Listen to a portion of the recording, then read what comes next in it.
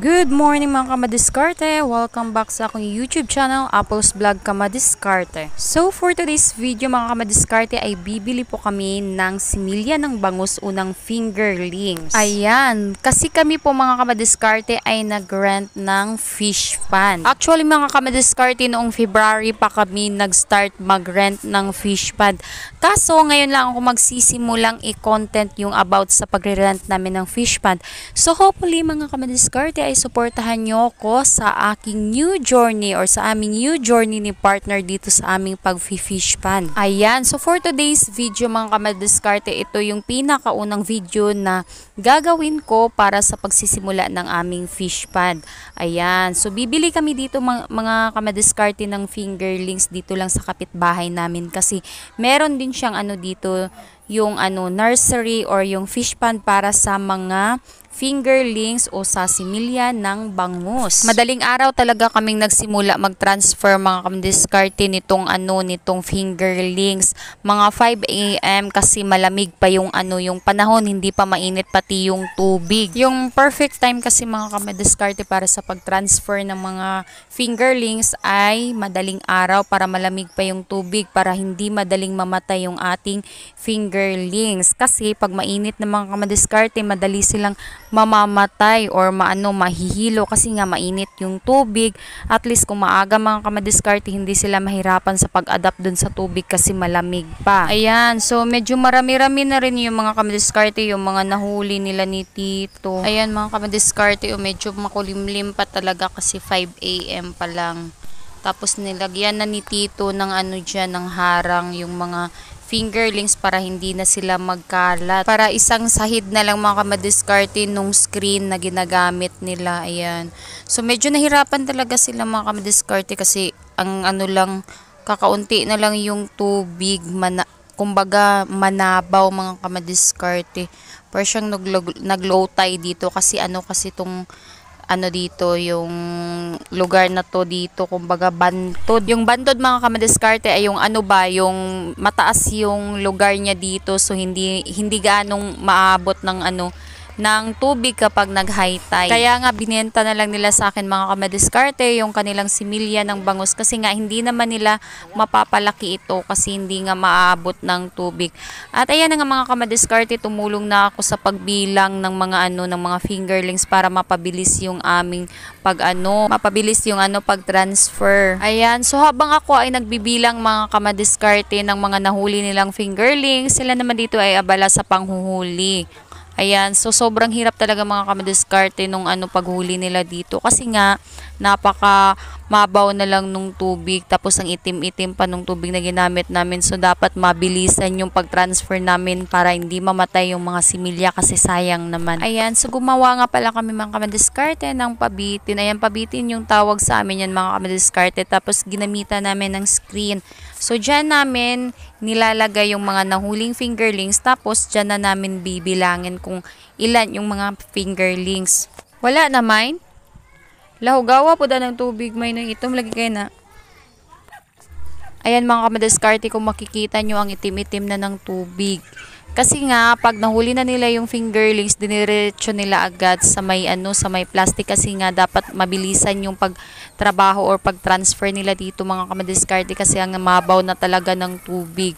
So napaka napaka itim na nung tubig sa kanilang fish pan. So dapat talaga mabilisan yung pag-transfer bago pa bago pa mamatay yung mga fingerlings.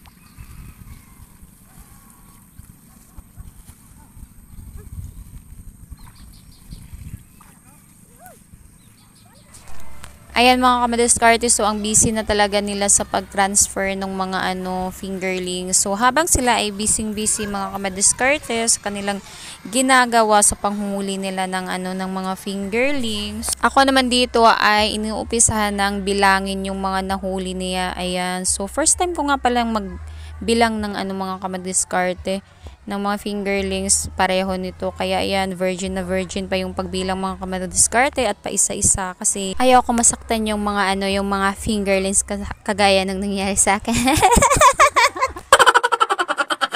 Char lang mga kamadiskarte, oy. Joke lang naman kamadiskarte ha. Pwede ra po dala tinuod eh.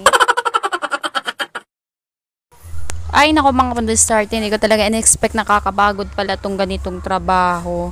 Ayan, pero mas nakakapagod mahalin siya. Eh.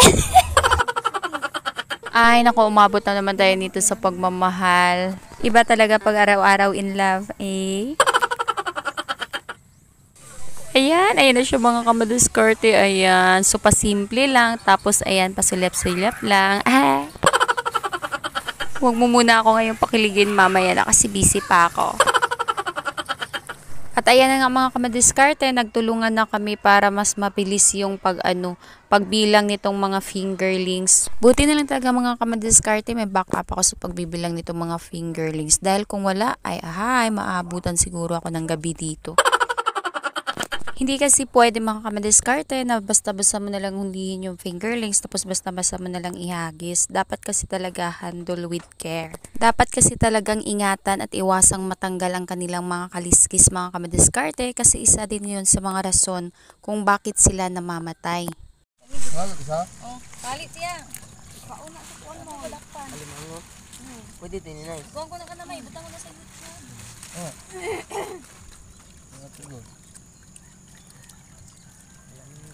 Ali.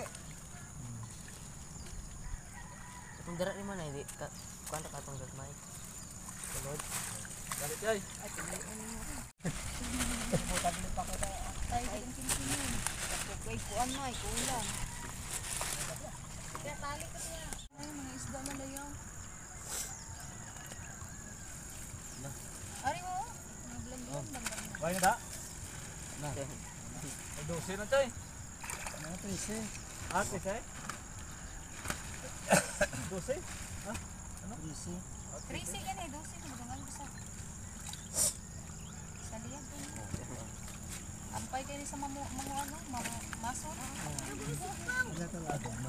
Una, agad kayo parte yun. Tara, dali. Buwad to. Mayroon na to. Ganyan na kayan. Buloy. Nya, unsa man to biya? Dili na to nga kuan on. Ayan mga kamadiskarte, so medyo mainit na ngayon. So natapos na naming i-transfer yung yung binili namin ng mga fingerlings. So nandito na sila lahat, ayan. Ayan sila mga kamadiskarte, medyo pa sila. Medyo mahina pa yung mga fingerlings kasi syempre sa pag-transfer namin sa kanila. So medyo nanghina sila at nagfa-familiarize muna sila sa sa tubig tsaka sa sa lugar. Ayan kasi dun sa kabila sa pinanggalingan nila masikip kasi dun.